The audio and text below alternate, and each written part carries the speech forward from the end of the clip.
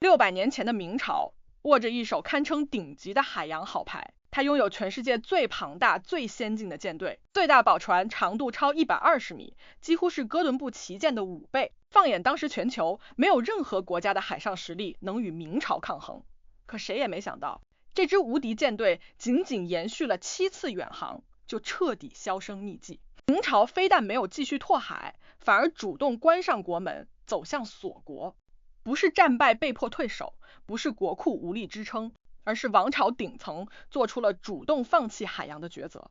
今天这条视频抛开片面的没钱落后说辞，深挖明朝锁国的3层核心真相，看懂这个决定如何改写了中国与世界的历史走向。很多人对郑和下西洋有一个最基础的误解，这只是一场普通的远洋探险。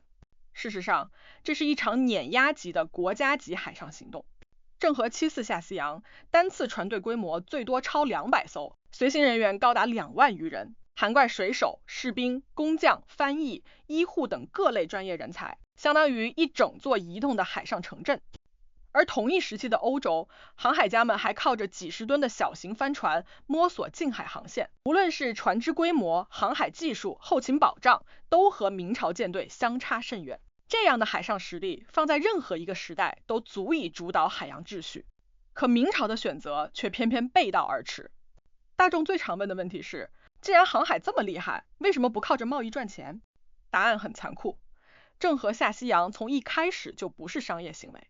明朝建国初期就推行了严格的海禁政策，全面禁止民间私自出海贸易，沿海百姓不得擅自与海外通商，连打造大型海船都被严格限制。而郑和的远航本质是一场政治外交工程，核心目的只有3个：第一，宣示明朝国力，震慑周边海外势力；第二，建立以明朝为中心的朝贡体系，收拢海外藩属；第三，稳定东南沿海与印度洋沿线秩序，消除海上隐患。这场远航不计成本，不求盈利，全程靠国家财政全额买单。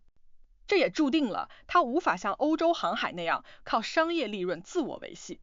先聊最直观的成本问题，郑和船队的消耗远超普通人的想象。打造巨型宝船需要砍伐大量优质木材，耗时数年精工建造。远洋航行的粮草、淡水、物资补给需要调动全国资源筹备，数万人的薪资、赏赐藩属的财物全由国库一力承担。长期下来，这场不计收益的远航成了明朝财政的沉重负担。比成本更致命的是明朝内部的朝堂权力斗争。郑和的背后是支持远航的永乐皇帝以及依附皇权的宦官集团，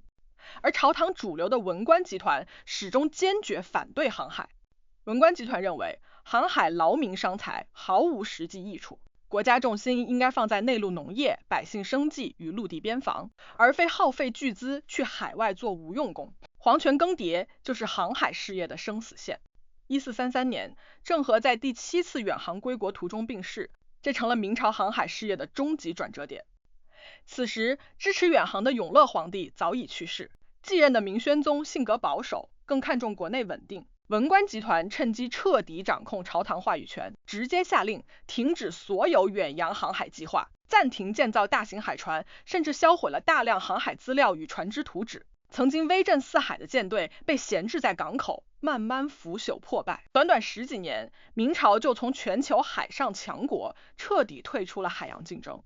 这不是临时叫停，而是从顶层彻底放弃了海洋战略。如果说成本和权力斗争是直接原因，那明朝的陆地安全焦虑就是最根本的底层逻辑。明朝作为典型的大陆农耕帝国，核心威胁始终在北方，蒙古等游牧民族常年南下侵扰，边境战乱不断，朝廷必须投入大量兵力、粮草、财力驻守北方边防，后期更是爆发了土木堡之变，连皇帝都被敌军俘虏，陆地安全已经到了岌岌可危的地步。在朝堂决策者眼中，海洋遥远且暂无直接威胁，而北方边境的安稳才是王朝存续的关键。与其耗费巨资深耕海洋，不如收缩防线，专注内陆稳定，放弃不可控的海外布局，守住农耕文明的基本盘。这在当时的统治者看来是最稳妥、最理性的选择。很多人有一个根深蒂固的误区，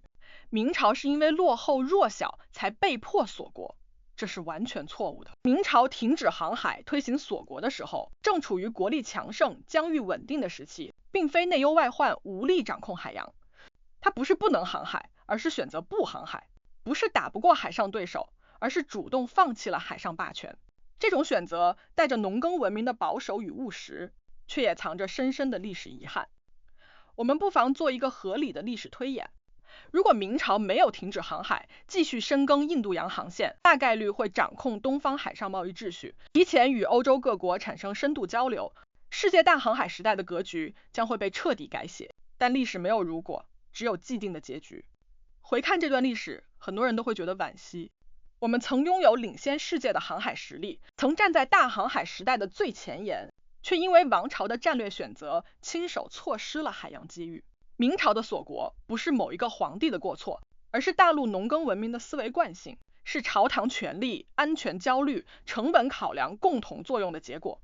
这场主动的转身，让中国慢慢脱离了全球海洋发展的浪潮，也埋下了后世百年历史走向的伏笔。最后，简单总结今天的核心内容：一、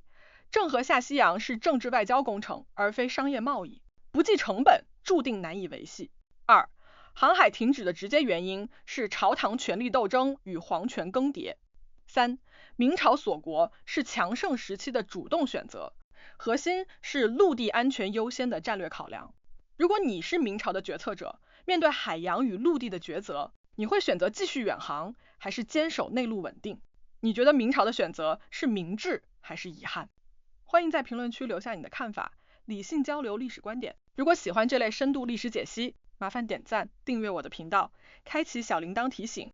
后续会持续更新更多被误解的历史真相，带你看懂不一样的中国历史与世界格局。